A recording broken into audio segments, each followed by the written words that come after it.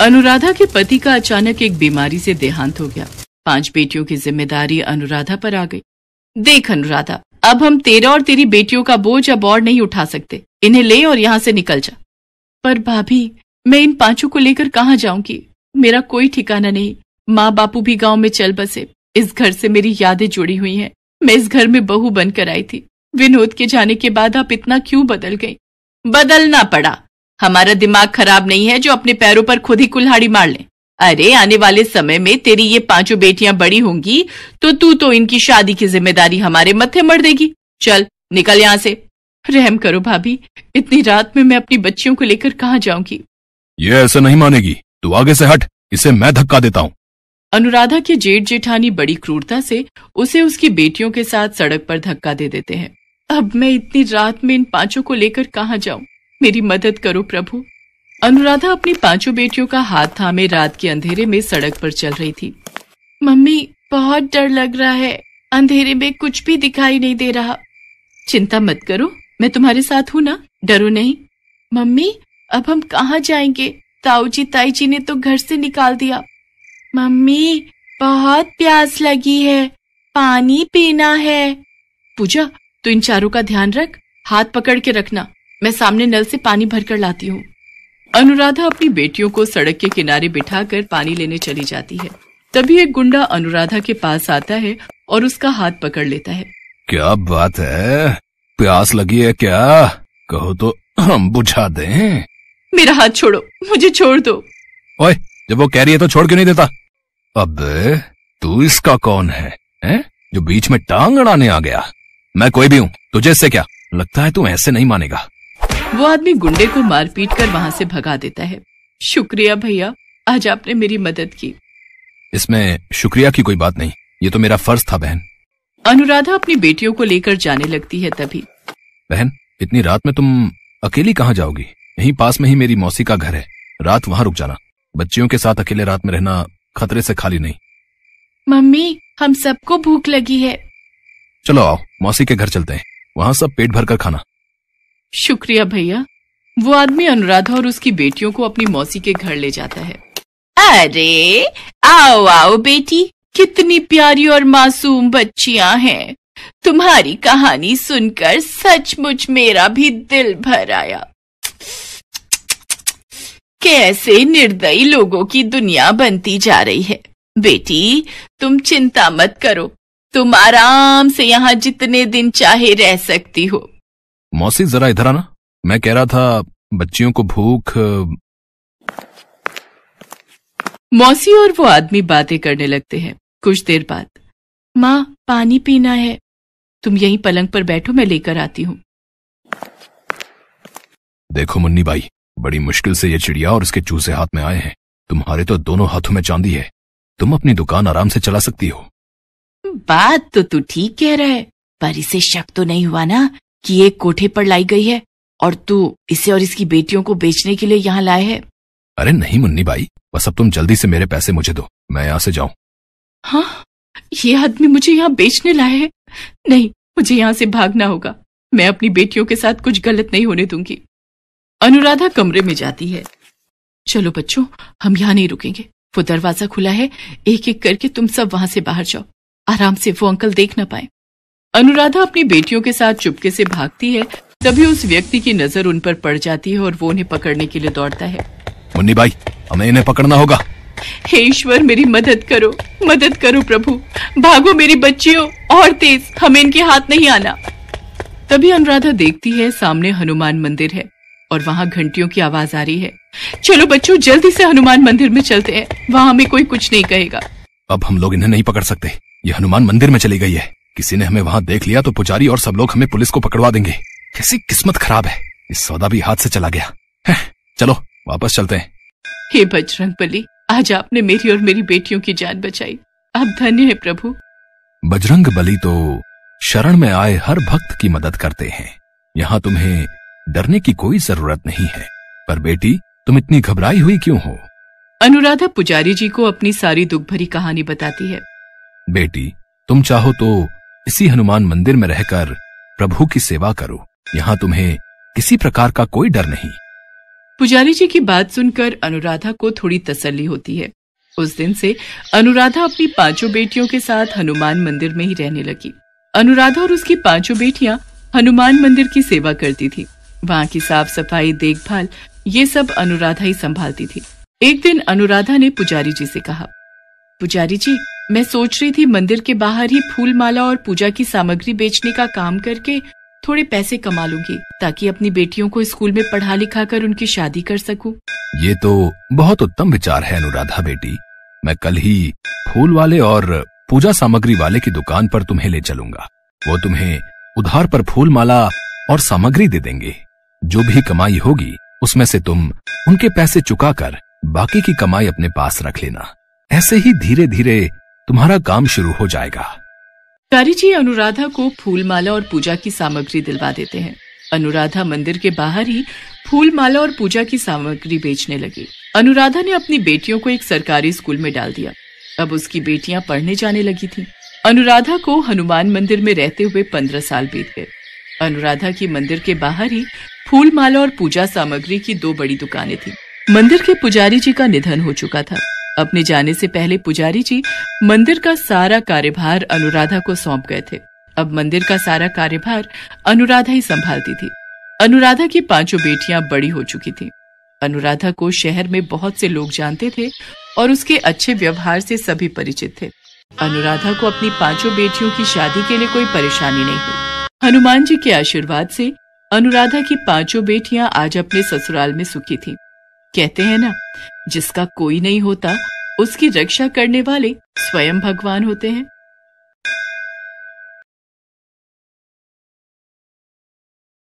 मानसी एक 8 साल की छोटी बच्ची, जिसके मम्मी पापा दोनों नहीं थे।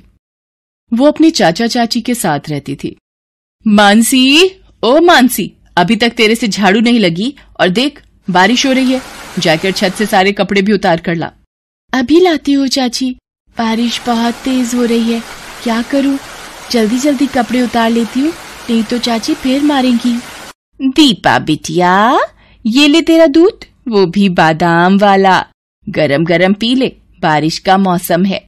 चाची, कपड़े उतार कर रख दिए हैं, मुझे भूख लगी है, कुछ खा लूं? पहले बाजार जाकर ये सामान लाला की दुकान से लेकर आ, फिर कुछ खाना। चाची, बारिश बहुत तेज हो रही है, कुछ देर बाद चली जाऊं? बारिश इतनी तेज भी नहीं है जो तू बह जाएगी, चुपचाप लेकर आ सामान। मानसी तेज बारिश में सामान खरीदने चली जाती है और बुरी तरह भीग जाती है। ये क्या, पूरी चीनी बारिश में भिगो दी, अब तू नहीं बचेगी मेरे हाथों से। सुधा मानसी को थप्पड़ पर थप्पड़ मार रही थी। आंखों की अंधी, तुझे दिखाई नहीं दिया क्या चीनी भीग गई है? आज तुझे खाने को कुछ नहीं मिलेगा, रह भूखी। अरे अरे सुधा, इतना क्यों मार रही हो? पागल हो क्या? छोड़ो इसे, चीनी ही तो भीगी है और आ जाएगी। तुम चुप रहो, पैसे पेड़ पर नहीं लटक रहे जो ये चीजों का नुकसान कर देती है। चल बाहर बारिश में भीग, यही तेरी सजा है। सुधा मानसी को घर के बाहर बारिश में भीगने के लिए खड़ा कर देती है। बहुत बहुत ठंड लग रही है चाची, मुझे अंदर आने दो ना। अब ऐसी गलती दोबारा नहीं करूंगी। सुधा बच्ची है, अंदर आने दो, नहीं करेगी दोबारा। एक काम करो, तुम इसे घर के अंदर ले आओ, मैं घर छोड़कर दीपा को लेकर मायके चली जाती हूँ। किशोर चुप होकर कमरे में चला जाता है। तकरीबन 1 घंटे बाद, दीपा, जा बोल दे मानसी को अंदर आकर बर्तन करेगी, सारे बर्तन जूठे पड़े हैं। मानसी, मम्मी बोल रही है अंदर आकर बर्तन धो ले। मानसी भीगे हुए कपड़ों में बर्तन धोने लगती है। भूखी प्यासी मानसी घर का सारा काम करती है। सुधा मानसी पर बहुत अत्याचार करती थी। एक दिन, हाँ भैया, मेरे पति काम से बाहर जा रहे हैं, पीछे से ये काम हो जाना चाहिए। ठीक है, मैं समय पर पहुंच जाऊंगा। किशोर किसी काम से शहर से बाहर चला जाता है। मानसी बेटा, चल तुझे बाजार से नई चप्पल दिला लाऊं, टूटी हुई चप्पल में घूम रही है। चाची, मेरे लिए नई चप्पल? ठीक है, मैं चलती हूँ। सुधा मानसी और दीपा के साथ बाजार जाती है। मानसी, तू यहाँ बैठकर चप्पल देख। भैया, दिखाना जरा चप्पल। मानसी, मैं जरा दीपा को सामने की दुकान से पानी की बोतल दिलाकर आती हूँ। सुधा मानसी को चप्पल की दुकान पर छोड़ जाती है। दुकानदार दूसरे ग्राहकों में व्यस्त हो जाता है। तभी बेटा, आपका नाम मानसी है ना? आपकी चाची ने मुझे भेजा है। उन्हें घर जाना पड़ा, वो मुझे तुम्हें घर छोड़ने को बोल गई हैं। आओ, तुम्हें घर छोड़ देता हूँ। हैं? अंकल, ये तो मेरे घर का रास्ता नहीं है, आप मुझे कहाँ ले जा रहे हो? ये रास्ता भी घर की ओर ही जाता है, जहाँ से ले जा रहा हूँ चुपचाप चल। मानसी व्यक्ति के हाथ पर काट कर हाथ छुड़ाकर भागती है। ए, रुक जरा, भागती कहाँ है? व्यक्ति मानसी का पीछा करता है। मानसी रोती हुई तेजी से भागती है। भागते भागते अचानक, आंटी, वो अंकल मेरे पीछे पड़े हैं, मुझे अपने साथ ले जा रहे हैं आंटी। डरो नहीं बेटा। अरे अब क्या करूं, ये लड़की तो गायब हो गई। मैडम, वो लड़की तो हाथ छुड़ा कर भाग गई। कैसी लड़की को पकड़ने के लिए तुमने बोला? मेरे पैसे वापस करो, जितने भी मैंने तुम्हें दिए हैं। लड़की को तुम संभाल नहीं सके, इसमें मेरी क्या गलती है? कोई पैसे वापस नहीं मिलेंगे। सुधा ने मानसी को उस व्यक्ति को बेच दिया था और उसके बदले 5 लाख रुपए लिए थे। उधर मानसी जिस महिला से टकराती है, उनका नाम कौशल्या देवी था। मानसी डरी हुई थी तो वो उसे अपने साथ ले आई। आओ बेटा, अंदर आओ, डरो नहीं। माला, गुड़िया के लिए पानी लेकर आओ और कुछ खाने को भी। ये लो दीदी। ये कौन है? मैं बाजार से निकली तो ये बच्ची किसी आदमी से डरकर भाग रही थी और मेरे से टकरा गई। मानसी जब खाना खा लेती है तब, बेटी तुम्हारा नाम क्या है? आंटी, मेरा नाम मानसी है। मेरी चाची मुझे बाजार में अकेला छोड़कर चली गई और उन गंदे अंकल ने बोला कि वो मुझे घर छोड़ देंगे, पर वो अंकल मुझे कहीं और ले जाने लगे थे। मानसी रोते हुए कौशल्या को सारी बात बताती है। तुम यहाँ पर बिल्कुल मत घबराओ मानसी, अब तुम यहीं रहो, यहाँ तुम्हें डरने की कोई जरूरत नहीं। माला, मानसी की भी सभी बच्चों के साथ रुकने की व्यवस्था कर दो, ये अब हमारे अनाथ आश्रम में ही रहेगी। कौशल्या एक छोटा सा अनाथ आश्रम चलाती थी और मजबूर बच्चों की सहायता करती थी। उधर जब किशोर वापस आता है तो वो घर पर मानसी को नहीं पाता। किशोर सुधा से पूछता है, सुधा, मानसी दिखाई नहीं दे रही, कहाँ गई है? यहीं कहीं होगी। किशोर कमरे में चला जाता है, तभी सुधा को व्यक्ति का फोन आता है। दूसरे फोन पर किशोर दोनों के बीच की सारी बात सुन लेता है।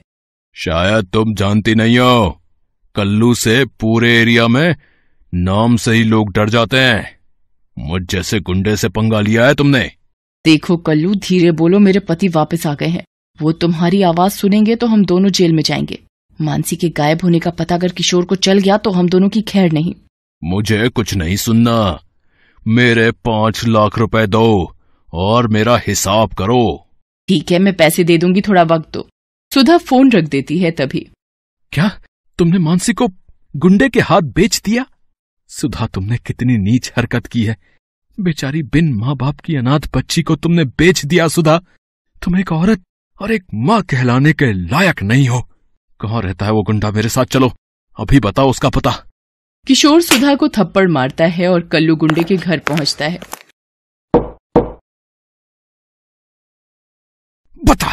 बता मेरी भतीजी मानसी कहाँ है? बता वरना मैं तेरा खून पी जाऊंगा। बता। ये ले। मुझे मत मारो, मुझे नहीं पता तुम्हारी भतीजी कहाँ है। तू ऐसे नहीं मानेगा, पुलिस के सामने सब जुबान खुल जाएगी तेरी। ये ले। किशोर पुलिस को फोन करता है और वो आकर कल्लू से सारी बात पूछते हैं। किशोर जी, हमारे पास एक अनाथ आश्रम की तरफ से एक बच्ची के मिलने की खबर आई हुई है, एक बार वहां चलकर देख लेते हैं। कल्लू को अरेस्ट कर लो रे। नमस्ते कौशल्या देवी जी, वो आपने जो बच्ची के मिलने की खबर दी थी। जी इंस्पेक्टर साहब, मैं अभी बुलाती हूँ। माला, मानसी को ले आओ। चाचा जी। मानसी मेरी बच्ची, मुझे माफ कर दे, तेरी ये हालत मेरी वजह से हुई है। आपको पता भी है मानसी को इन्होंने एक गुंडे के हाथ बेच दिया। आपने एक माँ होकर मासूम बच्ची को किसी गलत हाथ में सिर्फ पैसों के लिए बेच दिया, सिर्फ इसलिए क्योंकि मानसी अनाथ है, इसके माता पिता नहीं है। इंस्पेक्टर साहब, आप सुधा को गिरफ्तार कर लीजिए। किशोर, मुझे माफ कर दो, मेरे से गलती हो गई। चाचा जी, चाची जी को जेल मत भेजो, इन्हें माफ कर दो चाचा जी। देखो सुधा, अपनी आंखें खोल कर देखो, ये बच्ची अभी भी तुम्हारे बारे में सोच रही है। कौशल्या जी, अगर आज आप ना होती तो मानसी का क्या होता? कौशल्या जी, आपका बहुत बहुत धन्यवाद। किशोर जी, अनाथ बच्चों की सहायता के लिए मैं सदा तैयार हूँ। इसलिए ही इस अनाथ आश्रम में हर मजबूर बच्चे को सहायता मिलती है। मानसी बिटिया, अपने चाचा के साथ घर जाओ। किशोर जी, मानसी आपकी जिम्मेदारी है, इसका ध्यान रखिएगा। मानसी, मुझे माफ कर दो बिटिया, मैं अब कभी तुम्हें माँ की कमी महसूस नहीं होने दूंगी। मानसी खुशी खुशी अपने चाचा चाची के साथ घर चली जाती है। कौशल्या देवी की वजह से आज मानसी सही सलामत अपने घर वापस पहुंच गई थी।